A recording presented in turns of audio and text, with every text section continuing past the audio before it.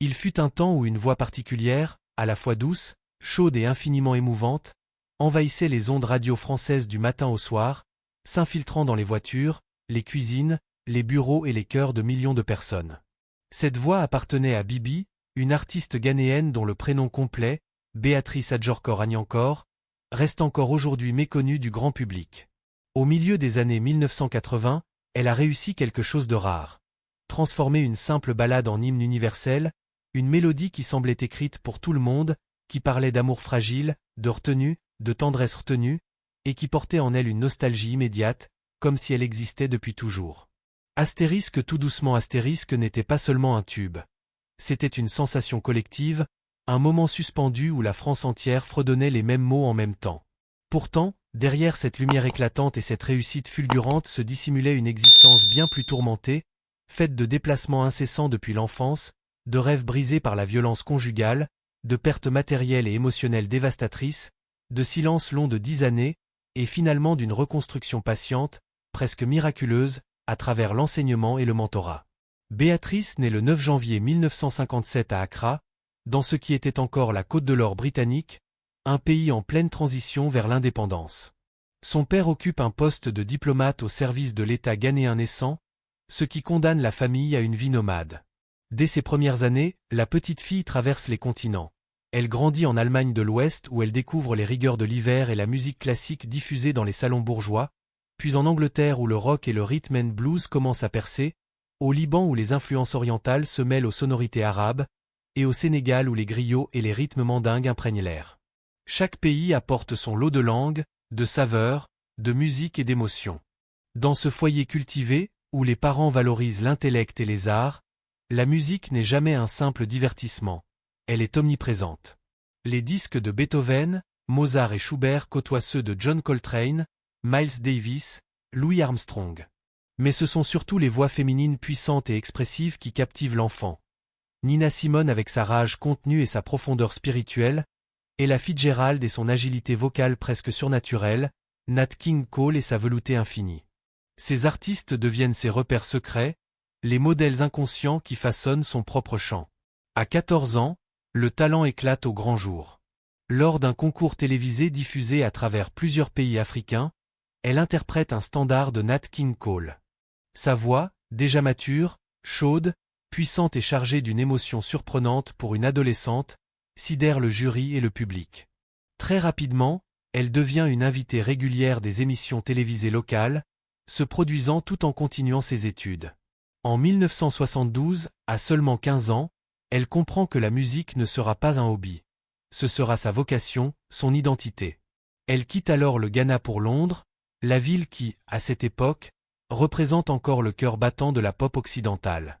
Elle intègre un orchestre, chante dans des clubs modestes, fréquente les scènes ouvertes, mais le succès commercial tarde à venir.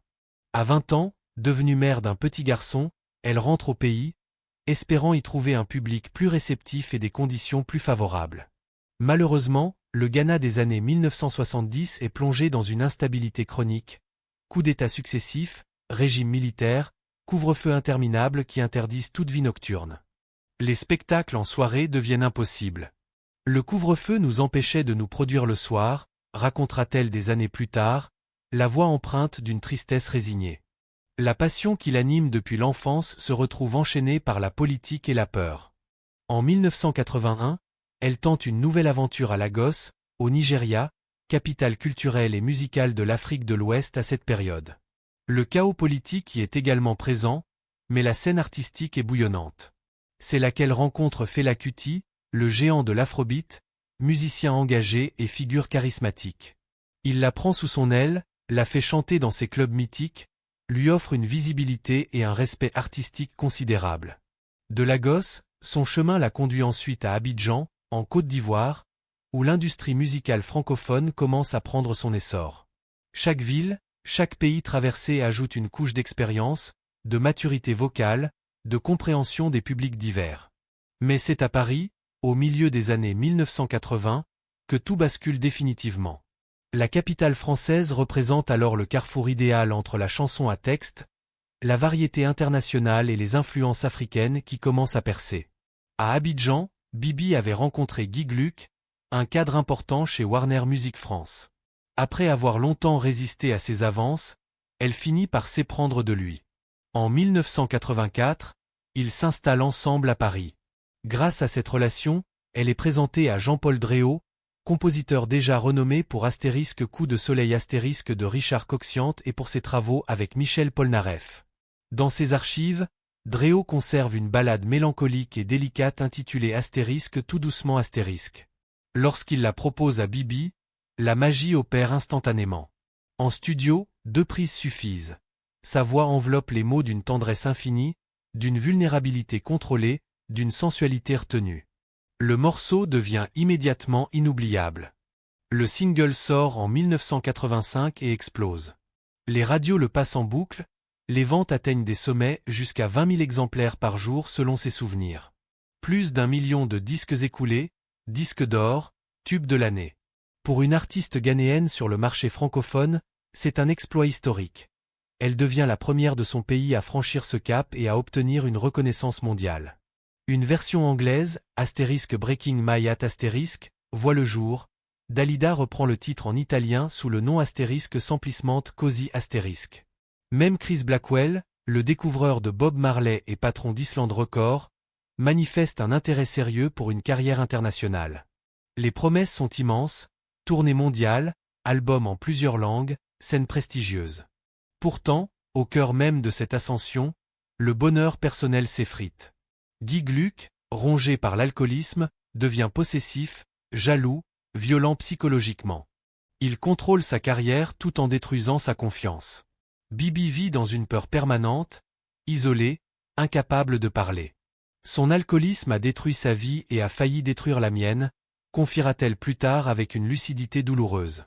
Au sommet de sa gloire publique, elle endure une torture intime quotidienne. Elle persiste néanmoins. Astérisque Je veux pas le savoir Astérisque en 1989, participation au générique de Astérisque Tendresse et Passion Astérisque sur la 5, single caritatif Astérisque Liban Astérisque. Mais rien n'égale le premier tube. Le public la classe parmi les One Hit Wonder. Au début des années 1990, elle trouve enfin le courage de quitter son mari. Avec l'argent de Astérisque Tout doucement Astérisque, elle achète un manoir en Île-de-France, rêvant de reconstruire une vie sereine pour elle et son fils. Mais la maison est ravagée par 3 incendies successifs.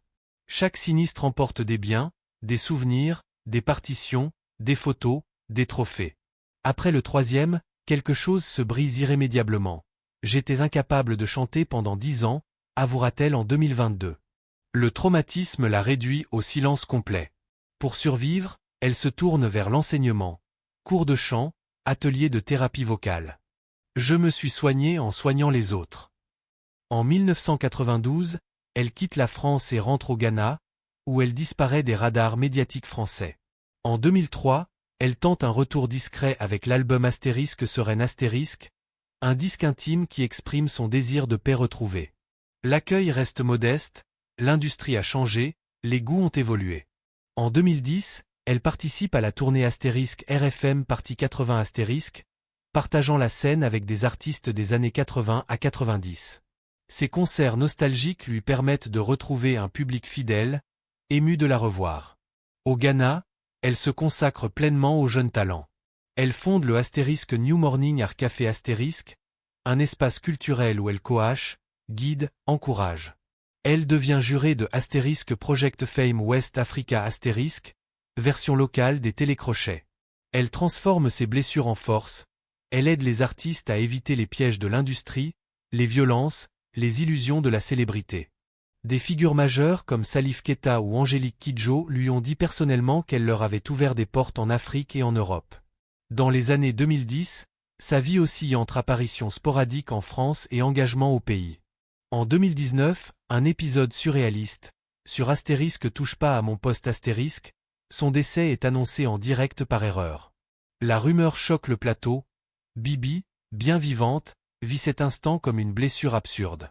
En juillet 2022, à 65 ans, elle accorde une longue interview au Astérisque Figaro Astérisque où elle parle sans filtre de la violence subie, des incendies, du silence de 10 ans, de sa reconstruction.